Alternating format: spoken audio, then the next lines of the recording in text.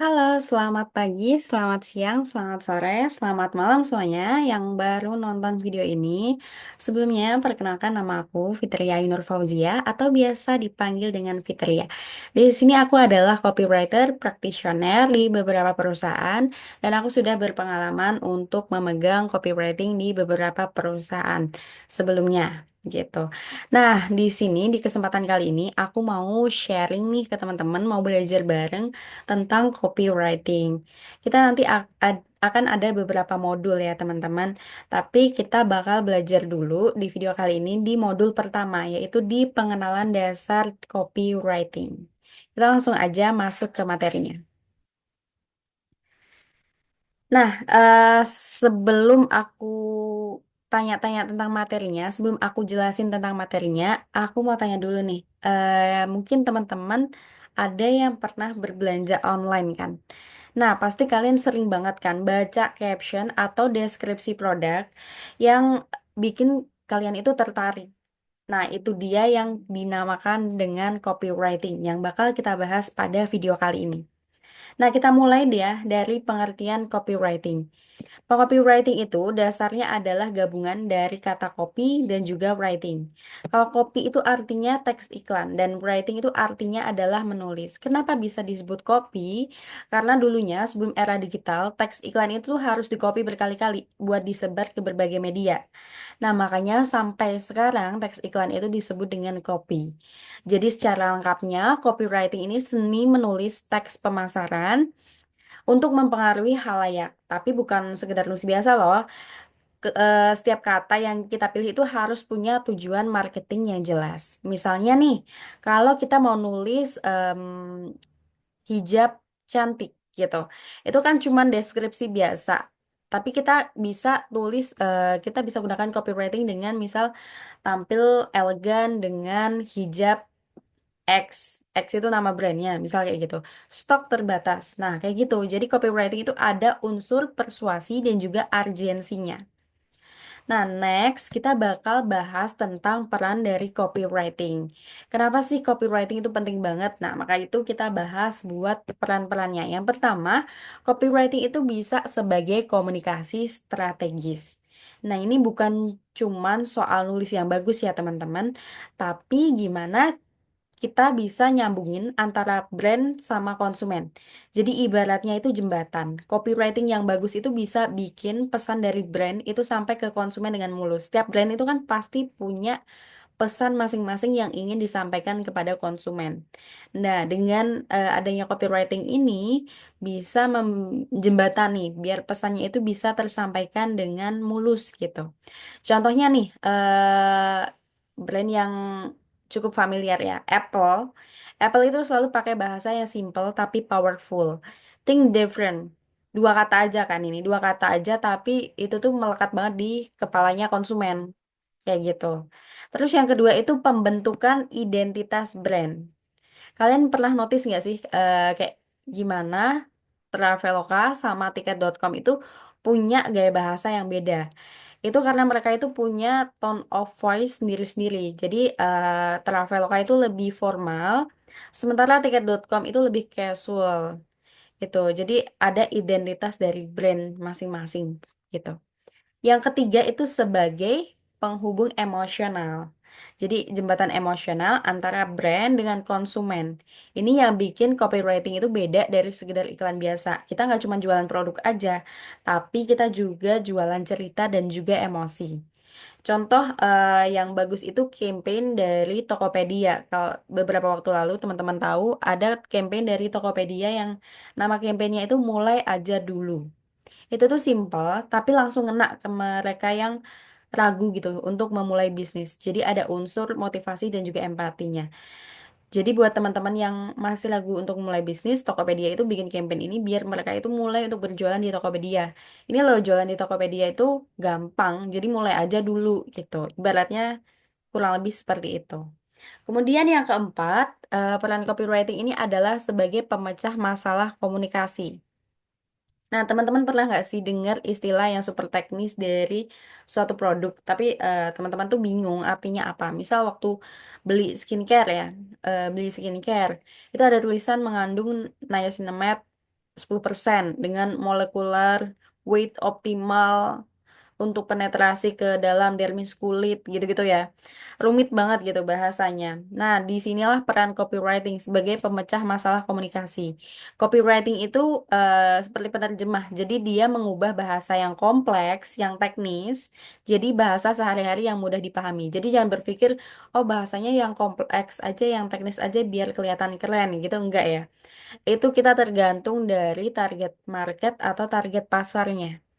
Nah, misalkan kalimat yang tadi, yang rumit banget tadi, itu kita bisa ubah jadi kandungan vitamin B3 yang tepat untuk meresap maksimal ke dalam kulit. Nah, simpel tapi itu bisa lebih masuk ke dalam konsumen. Jadi konsumen, oh aku emang butuh nih kandungan B3, aku emang butuh nih kandungan niacinamide, jadi aku beli ini aja. Nggak usah yang ribet-ribet aja, tapi inti dari pesannya itu bisa tersampaikan. Gitu. Terus peran yang kelima itu sebagai penggerak marketing. Nah, kalau marketing itu ibaratnya seperti mobil, copywriting itu adalah mesinnya. Tanpa mesin yang bagus itu mobil sebagus apapun nggak akan bisa jalan maksimal. Coba misal kita lihat journey marketing ya. Yang pertama itu kan ada awareness. Orang itu pertama kali tahu produk kita itu dari mana? Dari caption yang menarik, dari headline, iklan yang eye-catching. Itu semua kan dari copywriting. Terus yang kedua adalah interest. Gimana cara bikin orang itu tertarik? Misalkan lewat dengan deskripsi produk, lewat storytelling, kayak gitu. Itu interest, itu juga dengan copywriting lagi. Dan baru setelah itu orang itu ada action sampai akhirnya orang itu check out terus atau orang itu klik beli sekarang atau orang itu klik pelajari sekarang. Itu kan juga masuk ke dalam copywriting. Nah, kalau misalkan contohnya nih di dunia nyata ya, dunia nyata yang sering kita alami sehari-hari, itu di platform Shopee, ada misal kayak dari gratis ongkir, flash sale, sampai cashback 100%.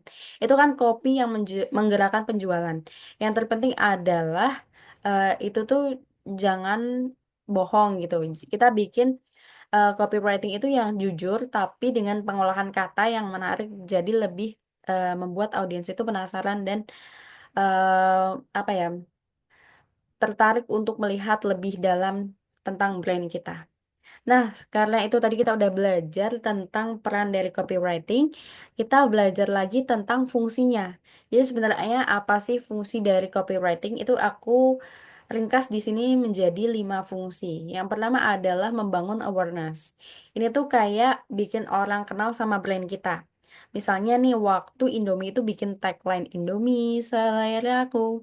Itu kan awareness yang buildingnya itu sukses banget gitu. Jadi orang akan kalau misalkan dengar itu udah auto Indomie nih, dengar nadanya aja orang udah berpikir itu tuh Indomie gitu. Terus yang kedua itu edukasi konsumen. Di sini kita bisa jelasin kenapa produk kita itu beda dan spesial. Misalkan aku ambil contoh dari brand Wardah ya teman-teman. Dari brand Wardah ini tuh kan sering kali klaimnya itu bilang Wardah itu halal gitu. Nah, itu tuh nggak cuman brand Wardah ini nggak cuman ngeklaim brandnya ini halal, tapi mereka juga kasih edukasi. Kenapa sih kosmetik halal itu penting? Nah, dari edukasi itu eh, audiensnya nangkep, oh ya berarti aku perlu nih, aku perlu kosmetik yang halal, yang udah pasti halal, ya udahlah beli Wardah aja. Nah, hal-hal kayak gitu teman-teman untuk edukasi konsumen, fungsi copywritingnya. Kemudian ada persuasi dan konversi. Nah, ini fungsi vital dari copywriting yang bisa mempengaruhi keputusan pembelian. Nah, teman-teman mungkin pernah buka sosial media gitu ya, terus lihat postingan jualan, terus tiba-tiba kayak kepikiran, kayaknya aku butuh ini deh. Padahal sebelumnya nggak kepikiran sama sekali. Nah, itu yang dinamakan kekuatan persuasi dalam copywriting. Persuasi itu tuh seni dan copywriting itu kuasnya gitu ibaratnya nggak cuman sekedar beli sekarang atau promo terbatas, tapi lebih ke arah membangun kebutuhan dan juga keinginan yang relate sama target market kita. Contoh persuasi yang efektif itu misalkan dibanding nulis beli eh, handphone, beli smartphone kami, lebih baik nulisnya misal capture momen indah lebih jernih dengan kamera eh, Samsung, misal kayak gitu.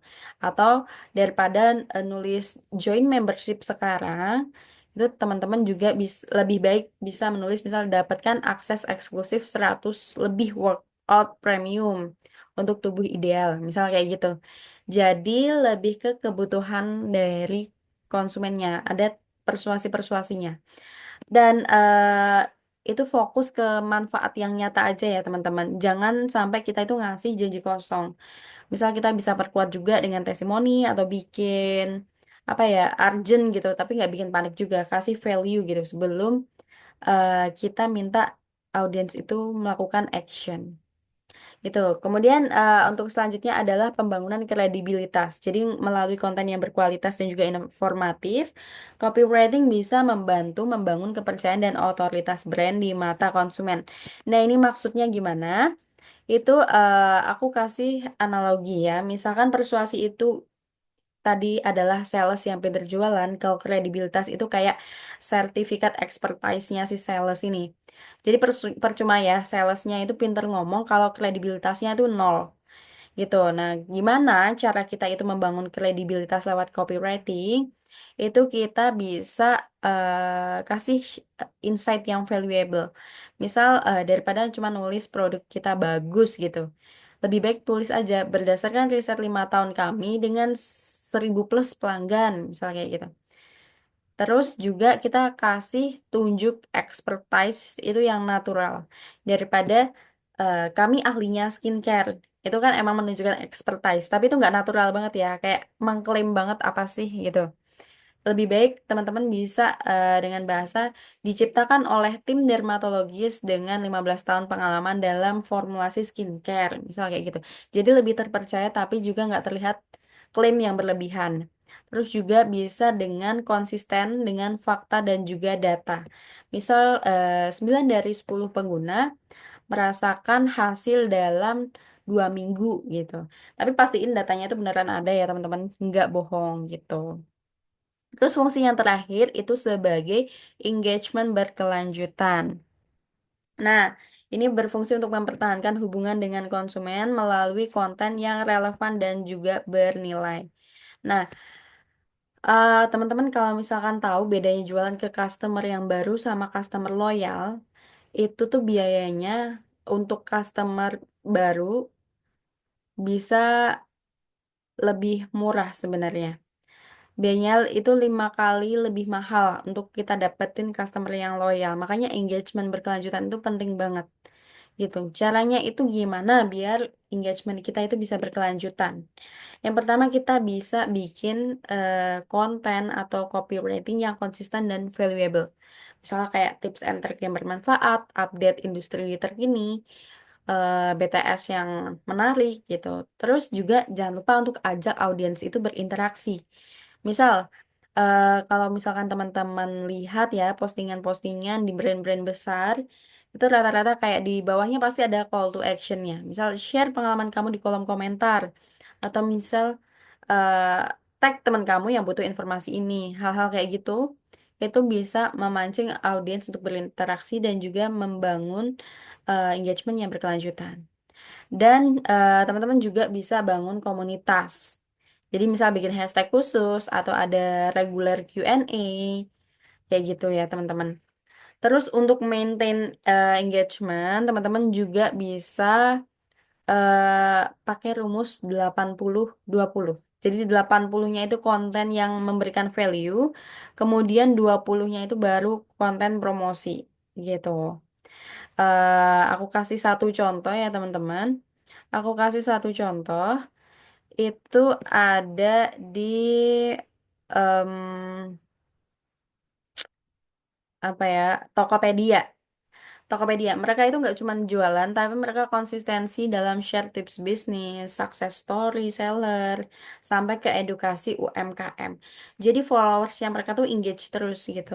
Ada yang mau share pengalaman bikin konten yang berhasil maintain engagement gitu nanti, atau mereka juga ada pertanyaan, ada seller-seller yang mau share pengalaman kayak gitu-gitu. Itu teman-teman bisa cek gitu ya.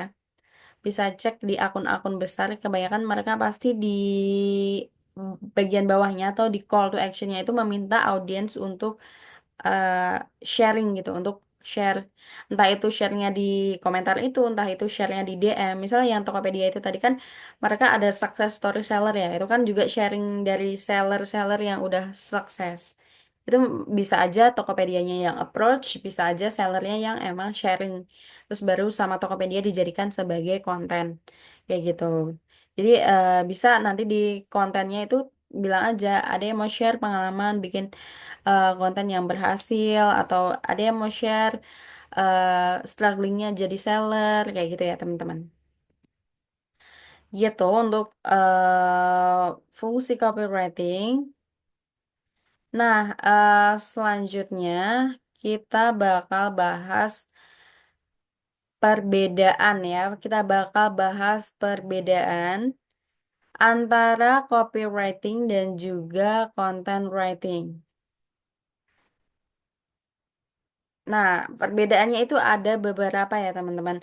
Ada dari segi peran, ada dari segi fungsi, juga ada dari segi strategi komunikasi, dari strategi tujuan, kayak gitu. Kita bahas dulu dari strategi peran. Copywriting itu kayak sales gitu, yang pinter banget jualan. Fokusnya itu bikin orang ambil tindakan cepat. Nah, kalau content writing itu lebih kayak guru, ngasih ilmu dulu, baru nanti kalau misalkan cocok orangnya itu balik lagi. Contohnya, misal copywritingnya itu dapatkan kulit glowing dalam 7 hari. Content writingnya 5 faktor yang mempengaruhi kesehatan kulit. Jadi lebih, kalau content writing tadi edukasi, copywriting beneran jualan kayak gitu. Terus dari segi fungsi, coba kita contoh dari salah satu brand skincare ya. Ada yang itu tadi bilang kalau misalkan eh, copywritingnya itu kulit glowing dalam 7 hari atau uang kembali. Content writingnya 5 kandungan skincare yang wajib ada untuk kulit berjerawat. Nah, tadi kita lihat bedanya itu kalau copy lebih fokus sama janji dan juga hasil yang cepat. Kalau konten itu lebih fokus ke dalam edukasi. Makanya kalau copywriting itu berfungsi untuk konversi, mendorong tindakan spesifik dan juga membangun urgensi pembelian dari pesan-pesan yang persuasif. Tadi kayak kulit glowing dalam 7 hari kan orang jadi beli gitu. Kalau yang konten itu lebih berfungsi mengedukasi, memberikan solusi atau membangun otoritas brand melalui berbagai pengetahuan yang relate sama brand tersebut gitu. Terus kemudian dari segi strategi komunikasi. Nah, kita kasih contoh juga ya, kita kasih contoh juga di Instagram misal ada brand makeup yang bikin copy untuk hard sellingnya itu kayak limited editions, lipstick matte tahan 12 jam, tinggal 50 stok terakhir, misal kayak gitu. Nah, kalau konten yang buat soft selling itu, kenapa sih lipstick bisa bikin bibir kering? Yuk kita cari tahu komponennya. Nah, lebih ke kayak gitu ya, teman-teman. Jadi, kalau copywriting dengan bahasa yang ada emosi dan juga aksinya, fokus biar audiens itu benar-benar segera untuk melakukan aksi gitu ya. Kalau yang content writing itu lebih menggunakan bahasa yang informatif dan edukatif. Jadi fokusnya pemberian nilai lewat informasi yang mendalam. Nah, yang terakhir itu dari segi tujuan. Kalau copywriting itu tujuannya menghasilkan penjualan dan konversi langsung. Kalau yang content writing itu membangun hubungan jangka panjang melalui pemberian nilai dan juga informasi yang berkualitas. Jadi copywriting itu kayak sprinter lah, fokus ke hasil yang cepat. Jadi targetnya itu conversion rate, CTR, dan juga penjualan langsung. Kalau content writing lebih ke marathon runner. Jadi bangun kepercayaan pelan-pelan tapi long lasting. Targetnya lebih ke engagement rate, time spent on page, terus juga subscriber growth gitu. Nah, Kita bakal bahas topik yang super menarik di segmen kali ini, itu jenis-jenis copywriting. Jadi ada 15 jenis copywriting yang bisa bikin copy kita itu makin powerful. Tapi sebelum mulai, mungkin teman-teman bisa coba cek deh scrolling Instagram atau scrolling e-commerce favorit teman-teman. Pasti teman-teman bakal nemu copy yang eye-catching. Nah, itu biasanya itu juga perpaduan dari beberapa copywriting ini. Nggak hanya personal headline aja, tapi gabungan antara personal headline sama urgent headline, misal kayak gitu. Tapi kita bakal bahas satu persatu dulu ya, teman-teman. Yang pertama ada personal headline. Nah, ini jenis copywriting yang dengan pendekatan langsung secara personal. Jadi menyebut pembacanya itu menggunakan kata ganti orang. Kayak kita ngobrol sama teman deket aja. Kita pakai Anda, kamu, kita bikin audiens itu ngerasa diajak ngobrol secara langsung. Misal contohnya yang sering kita temuin nih, eh, kamu pantas dapat produk yang terbaik, misal kayak gitu, atau udah siap untuk perubahan hidup kamu. Hal-hal kayak gitu yang eye-catching, tapi kita seakan-akan ngobrol gitu sama audiens. Pastikan tone of voice-nya itu natural ya teman-teman. Jangan kebanyakan ada kata Anda dan kamu dalam satu kalimat. Jangan misal kebutuhan kamu akan kita penuhi agar pokoknya misal oke oke bentar. Misal aku kasih contohnya bukan itu ya. Eh, skincare kamu pasti manjur dan bikin kamu glowing. Itu kan ada dua kata kamu dalam satu kalimat. Itu justru belibet dan awkward. Jadi saran aku untuk kata penggantinya kamu, Anda itu dalam satu kalimat satu aja. Kayak gitu. Terus juga pastiin sesuai sama target audiensnya. Misal target audiensnya em, ibu-ibu gitu ya. Dan brand kita itu pembawaannya adalah semi formal. Teman-teman pakai kalimat atau kata pengganti Anda itu kurang tepat gitu. Jadi disesuaikan sama brand dan juga audiensnya juga ya teman-teman. Yang kedua ada urgent headline. Nah, ini copywriting yang nyiptain rasa pengen bener-bener buru-buru check out, pengen bener-bener buru-buru ambil promonya kayak gitu. Jadi mereka itu merasa harus segera bertindak untuk ngambil kesempatan yang ditawarin. Itu yang biasanya bikin kita FOMO, yang bikin jantung deg-degan, takut ketinggalan promonya. Misalkan yang sering banget nih kayak hanya hari ini diskon 70%. Padahal biasanya juga sebenarnya harganya segitu-gitu aja, kadang kayak gitu. Atau enggak emang sesering itu promo 70%, tapi bilangnya hanya hari ini diskon 70%. Kayak gitu. Terus flash sale 2 jam lagi gitu atau stok terbatas. Nah, itu kan orang jadi FOMO dan pengen buru-buru beli. Terutama yang diskon sih, teman-teman. Terutama yang diskon itu biasanya orang jadi pengen buru-buru buat beli. Oke, terus pastiin itu tuh kelihatan beneran ada urgensinya ya teman-teman. Jangan misalkan tiap hari bilang last stock, tapi stoknya nggak habis-habis. Jadi customernya jadi nggak percaya. Atau limited stock, tapi tiap hari itu yang diiklanin gitu. Jadi kan customer kalah, ini cuma bilang aja limited stock, padahal aslinya itu nggak limit gitu. Jadi jangan sampai bikin customer kehilangan kepercayaan seperti itu. Terus ada juga namanya list headline. List headline ini copywriting yang dengan formatnya itu daftar untuk menyampaikan informasi dengan cara terstruktur dan menarik. Nah, otak manusia ini suka banget sama yang namanya list. Makanya headline jenis ini tuh efektif. Contoh yang catchy itu misal 7 rahasia kulit glowing atau 3 langkah mudah WFH gitu. Oh ya, fun fact-nya, kalau untuk teman-teman yang bikin list headline ini, itu list dengan angka ganjil terbukti lebih menarik perhatian gitu. Terus selanjutnya ada selective headline. Jadi ini tuh lebih ke apa ya, langsung spesifik ke target market atau segmen tertentu. Jadi ibarat panah itu langsung nembak ke target yang spesifik gitu. Contohnya misal khusus ibu hamil trimester ketiga gitu atau khusus ibu-ibu yang sedang menyusui. Jadi targetnya itu spesifik banget. Makin spesifik targetnya, makin ngena copywritingnya. Itu untuk yang selective headline. Ada juga namanya curiosity headline. Nah, ini yang bikin orang itu nggak bisa tidur, memanfaatkan rasa penasaran dari setiap orang. Contohnya, misal ternyata ini nih penyebab diet kamu gagal terus gitu. Misal produknya tentang produk diet. Atau ternyata ini nih yang bikin ASI susah keluar. Misal produknya adalah ASI booster. Kayak gitu. Yang penting jangan clickbait. Jadi kontennya itu emang harus ke deliver sesuai dengan ekspektasi pembaca. Gitu ya, teman-teman. Terus selanjutnya ada nomor 6 itu ada question headline. Nah, ini jenis copywriting yang bentuknya itu pertanyaan yang memaksa audiens itu untuk berpikir dan merenungkan jawabannya. Misalkan, kapan terakhir kamu benar-benar ngerasain kulit yang sehat? Nah, kayak gitu.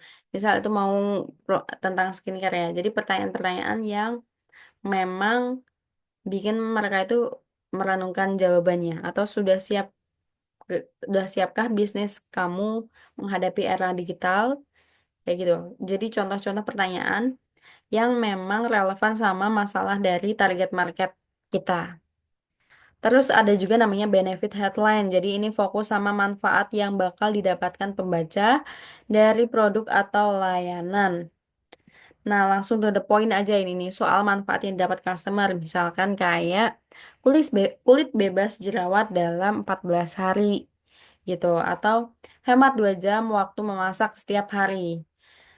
Pokoknya manfaatnya itu yang konkret dan bisa untuk dibuktikan. Terus ada juga namanya news headline. Nah, ini itu copywriting yang mengangkat topik terbaru atau informasi terkini untuk menarik perhatian pembaca. Jadi update terbaru yang bikin orang itu pengen tahu lebih.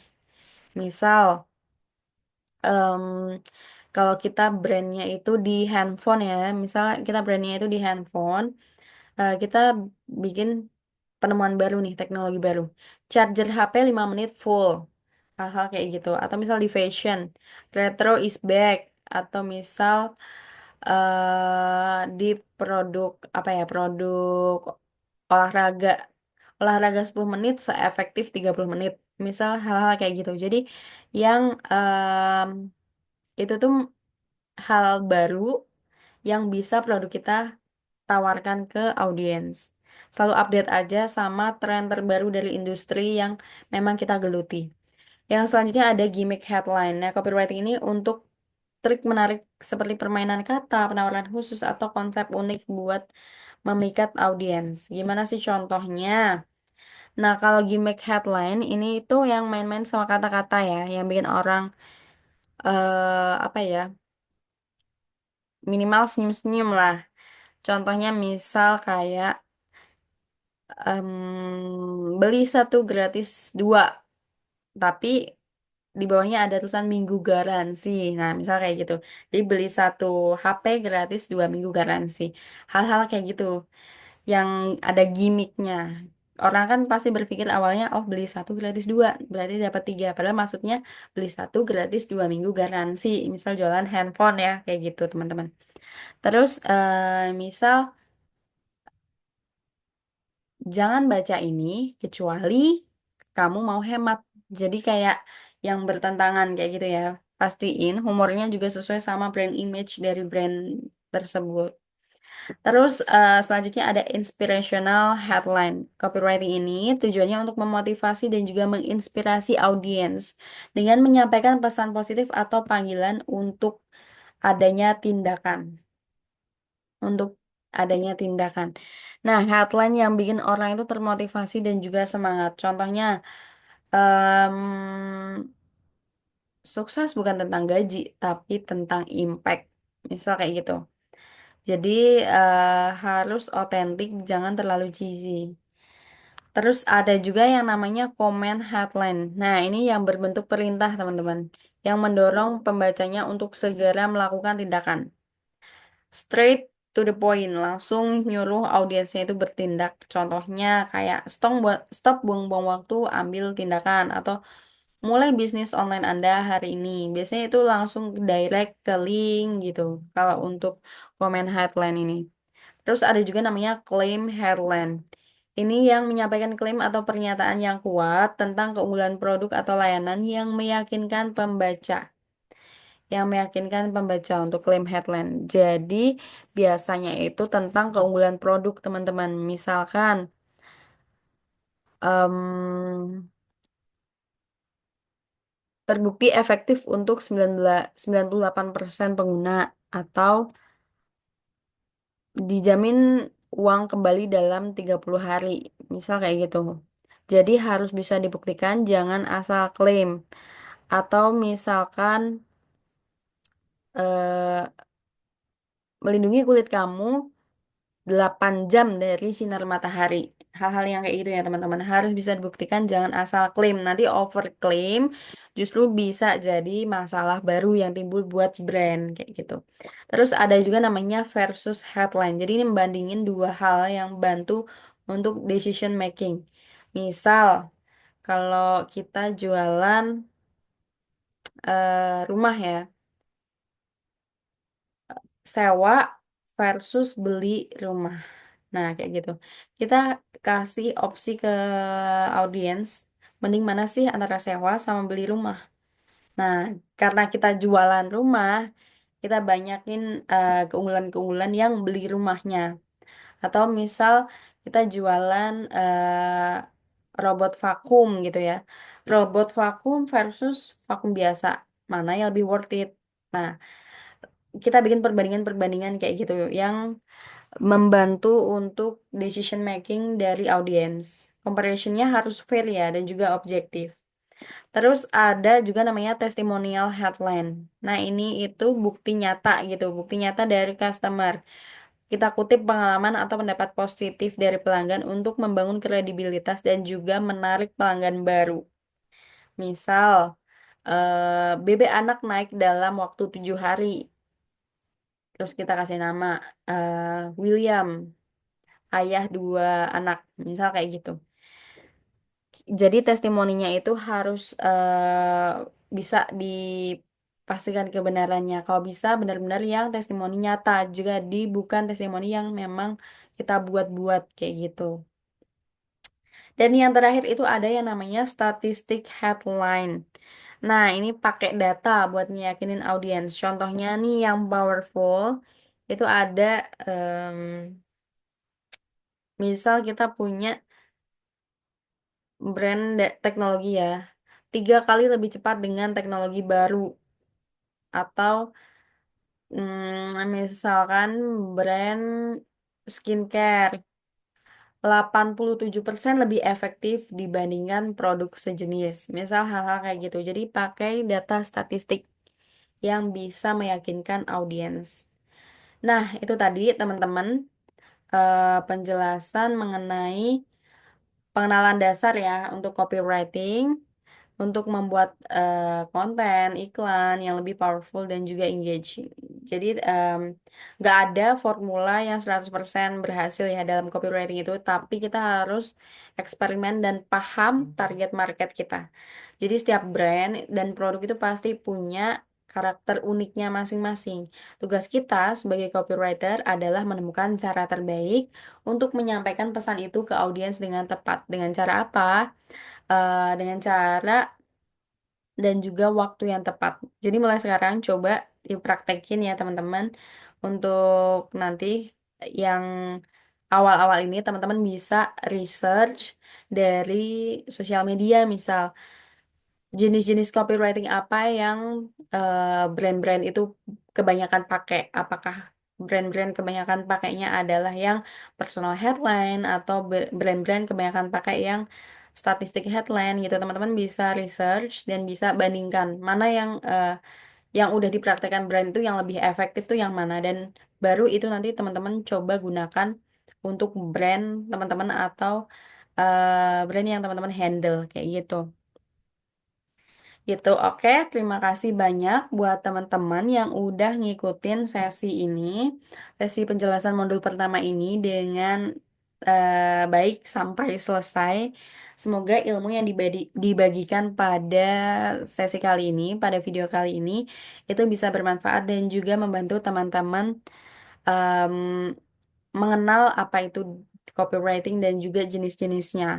Nanti kita bakal ketemu lagi di modul kedua untuk penjelasan lebih lanjut. So, see you.